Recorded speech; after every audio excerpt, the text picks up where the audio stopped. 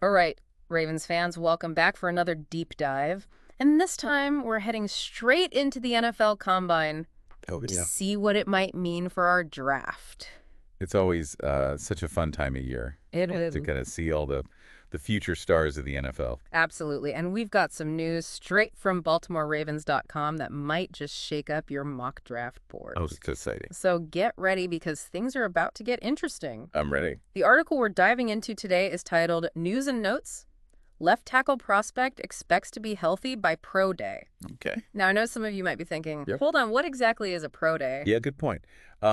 It's basically a workout and a showcase that a player's college puts on for NFL scouts and coaches. Makes sense. It gives players, especially those coming off an injury like we're talking about today, a chance to show off their skills Right. and to answer any questions the teams might have. So in this case, the article is focusing on Josh Simmons, an offensive tackle from Ohio State who is recovering from knee surgery. Right. And he's aiming to be fully ready for his pro day in mid-April, just before the draft. Yeah, it's a pretty quick turnaround, It is. but it seems like he's determined to be ready. Absolutely. And this is especially important for the Ravens because, Ronnie Stanley, our current left tackle, is a pending free agent. Right. So his future with the team is kind of up in the air. It's a big question mark for sure. Yeah, and the article mentions that Simmons earned an 82.0 pass block grade from Pro Football Focus before his injury.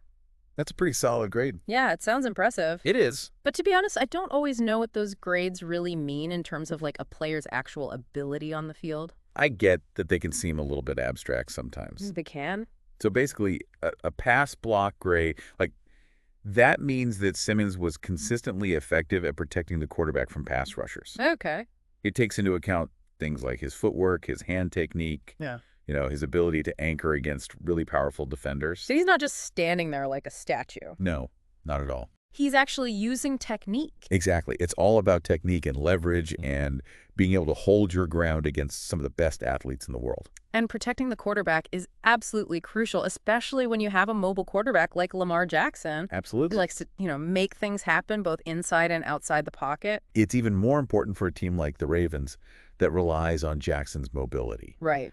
A strong left tackle gives him that extra split second to make a play, Yes. whether it's throwing the ball or taking off on one of his signature runs. So do you think Simmons could potentially fill that role if Stanley doesn't return? What do you see as his biggest strengths and weaknesses? Well, he definitely has the physical tools to be a starting left tackle in the NFL.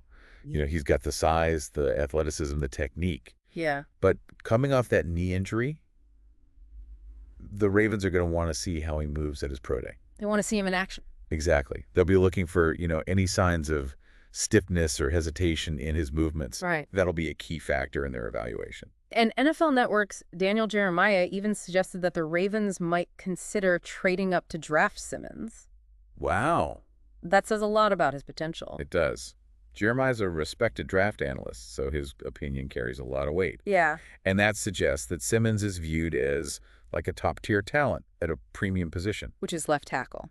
Exactly. Yeah. And if the Ravens believe he's the future of their offensive line, they might be willing to make a bold move to get him. To make a move to secure him. Yeah, potentially even trading up in the draft. Okay, so we've got this potential left tackle situation brewing. But the Combine wasn't just about offensive linemen. Oh, no. There were some pretty impressive defensive prospects as well. Definitely some standout performances that could have implications for the Ravens. Let's talk about those safeties. Yeah. The article mentioned Nick Emmanwori and Malaki Starks, Okay. both from Georgia. Georgia's got a great program. They do. They seem to be generating a lot of buzz. And for good reason. Emmanwori had one of the most impressive combine workouts I've ever seen from a safety prospect. Really? Yeah, he's got the size and speed you look for in a modern-day safety, plus he showed off incredible leaping ability and ball skills. So he's the total package. He's got all the tools for sure. And I read that Starks was dominant in the drills too, solidifying his position as a potential first-round pick. He was really impressive. Yeah. What stood out to me about him is his versatility. Mm-hmm. He can play both as a traditional deep safety and closer to the line of scrimmage. Okay. Covering tight ends or even blitzing the quarterback. We can do it all. Yeah, he's got great instincts and a knack for making plays on the ball. Now, this is where it gets interesting for the Ravens. Okay. They already have a star safety in Kyle Hamilton. Right. What would it mean for their defense if they added another top-tier safety like Emmanwori or Starks It's a fascinating question. Yeah. The Ravens have traditionally valued versatility and physicality in their secondary, and both Emmanwori and Starks fit that mold perfectly. They do. Adding another playmaker at safety could allow the Ravens to be even more aggressive on defense. More aggressive. How so? Well, imagine having three safeties on the field, all capable of covering tight ends, blitzing the quarterback, or dropping back into coverage. Oh, wow. It would give the Ravens so many options and create so many headaches for opposing offenses. So they could kind of keep offenses guessing. Exactly. They could disguise their coverages, Yeah. bring pressure from different angles, and really dictate the flow of the game. So you're saying it could be a game changer for their defensive strategy. It definitely has the potential to be. It's exciting to think about the possibilities. For sure. Now, I know we have to talk about Jahdae Barron, the cornerback from Texas. Oh yeah, Barron. He really turned heads at the Combine. He did. He put on a show, clocking the 8th fastest 40-yard dash among defensive backs at 4.3 seconds. That's fast. It's blazing speed, but it's not just his speed that makes him an intriguing prospect. So what else impressed you about him? His versatility. Okay. He played cornerback, safety, and slot corner at Texas, and he excelled at all three positions. That's amazing.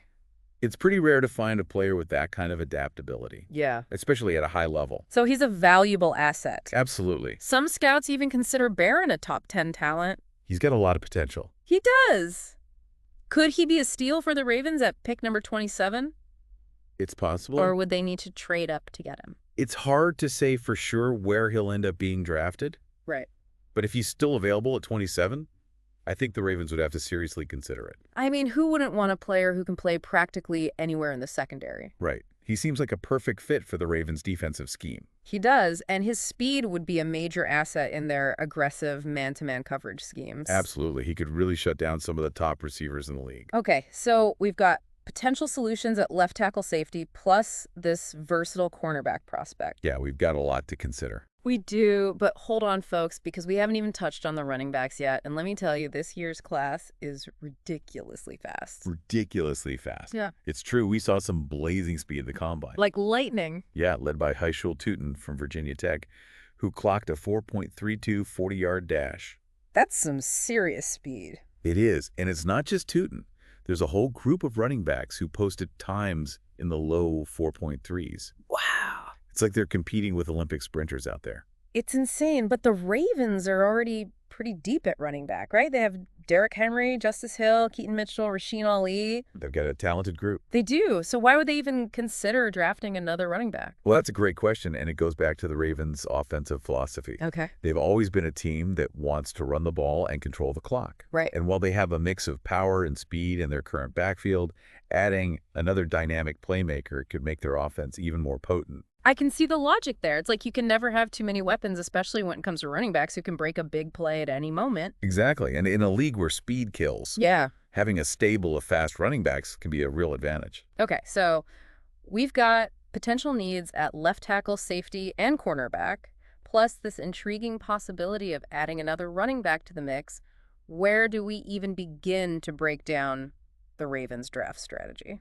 Well, I think it starts with prioritizing their needs and understanding the strengths and weaknesses of this particular draft class. So should they focus on drafting for need or simply picking the best player available? That's the million-dollar question, isn't it? It really is, and that's where things get really interesting. So stay tuned for part 2, where we'll dive deeper into the Ravens' potential draft scenarios and try to figure out what their ideal approach might be. I can't wait to break it all down. Me neither. This is going to be fun. Absolutely.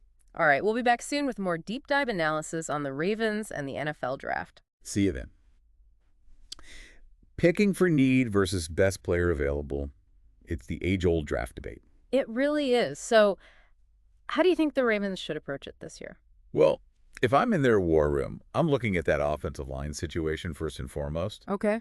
If they don't re-sign Ronnie Stanley, Right. replacing him becomes a major priority. It does. We talked about Josh Simmons, but he's not the only option. Right. This draft class is actually pretty deep at offensive tackle. Interesting. So even if they miss out on Simmons, they might still be able to find a quality starter later in the draft. Exactly. There are a few other prospects who could potentially step in and protect Lamar Jackson's blind side, Okay. it'll all come down to their scouting evaluations and how the board falls. All right, but let's say for argument's sake that they decide to go defense in the first round. Okay. We talked about those impressive safeties, Emmanwori and Starks. Right.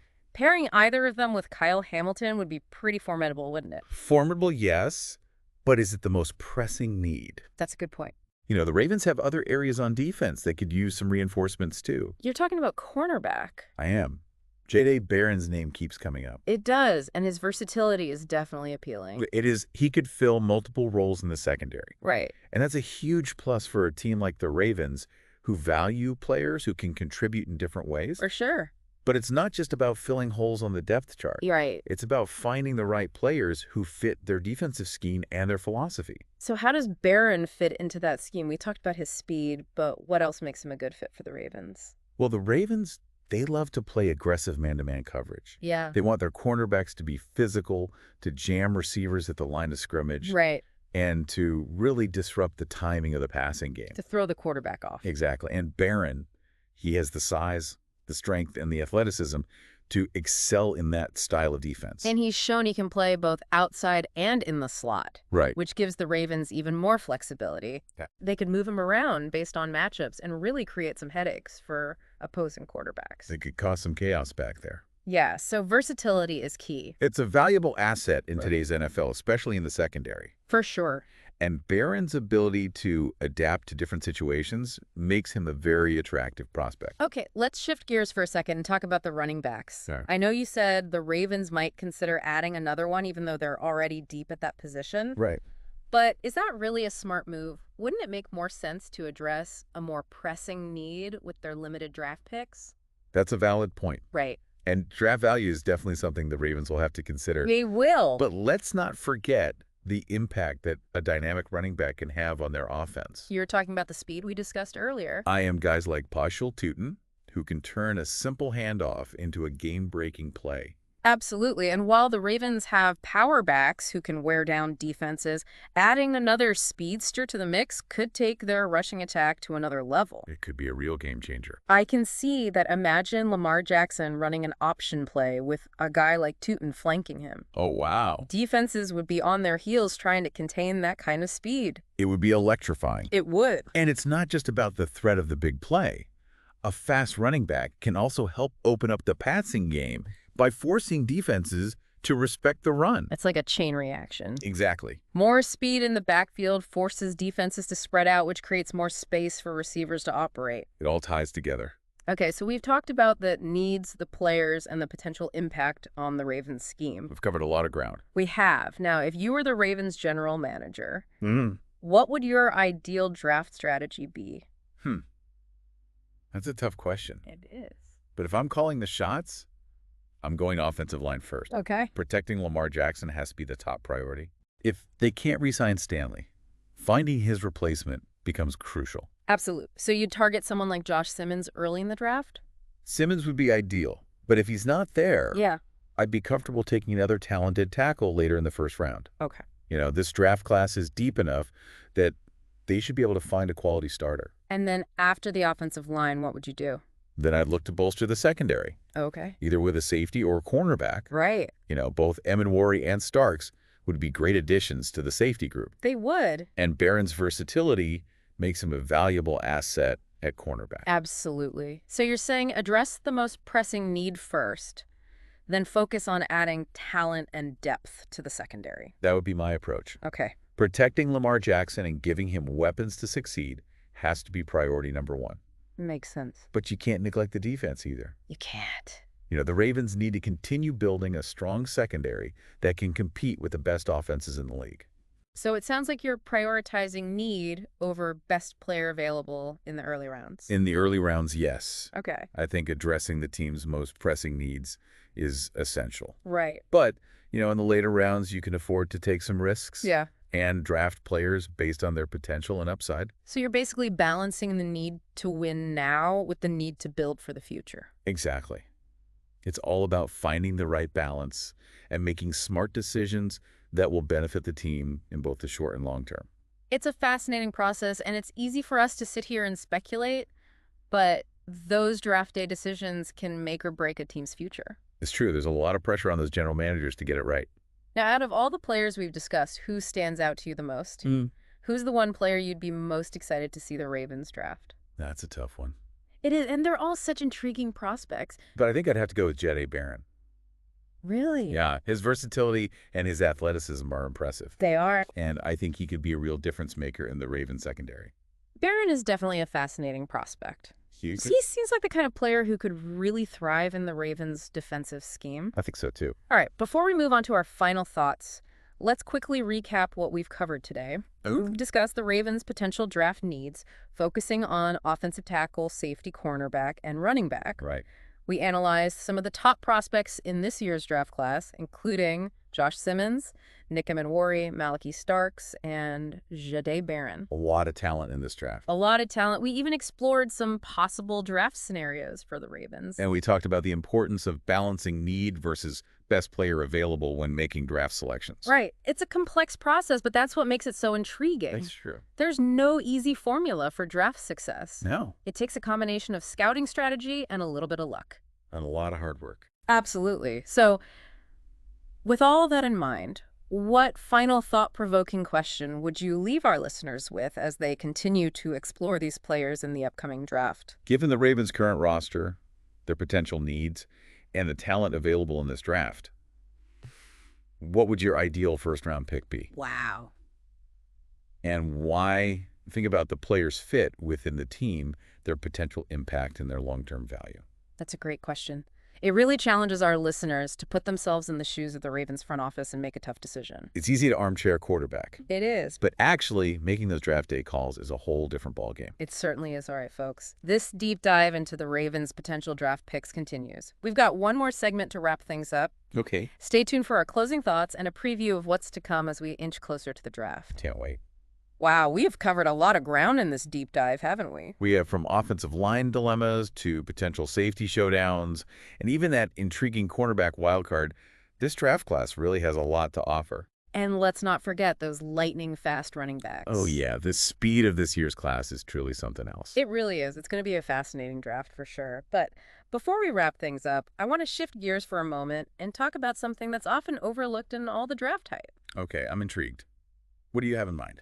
Well, we talk a lot about, stats and measurables and potential impact. Right. But sometimes I think we forget that these draft picks are more than just names on a board. That's a good point. Yeah. These are young men with their own stories, their own dreams and aspirations. Exactly. And when the Ravens make their selections, they're not just choosing players. Right. They're welcoming new members into the Ravens family. It's about finding players who not only have the talent, but also the character and the work ethic to thrive in Baltimore's culture of excellence. And that's what makes being a Ravens fan so special. It's about more than just winning games. It is. It's about supporting a team that embodies the spirit of Baltimore. A team that represents hard work, resilience, and a commitment to the community. Absolutely. Yeah. So as you continue to follow the draft coverage and speculate about potential picks, I encourage you to remember the human element. Yeah, think about the journeys these players have taken to reach this point. Right.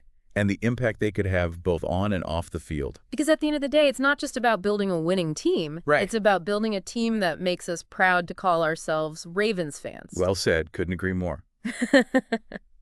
All right, folks, that's a wrap on our deep dive into the Ravens' potential draft picks. Keep those mock drafts coming. Stay tuned for more news and analysis, and get ready for an exciting draft weekend. It's going to be a wild ride. It always is. Thanks for joining us, and we'll see you next time for another deep dive into all things Ravens. Go Ravens.